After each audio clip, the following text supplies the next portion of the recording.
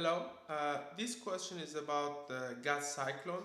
The question is, when separating particles from a fluid using a gas cyclone, it is difficult to obtain a perfect separation. It is important to establish how efficient the separation device is.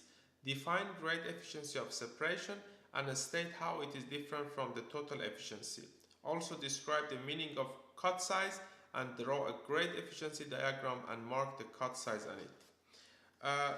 The grade efficiency is defined for a size x as the ratio between the mass of material of size x in the coarse product divided by the mass of material of size x in the feed. The grade efficiency gives an idea of how efficient the device is based on the particle size, whereas the total efficiency only determines the total amount of material reporting to the coarse stream compared to the total amount of material in the feed. Okay? And when you plot the grade efficiency curve, that is the grade efficiency, and that's the particle size, you get a S-shaped curve, okay?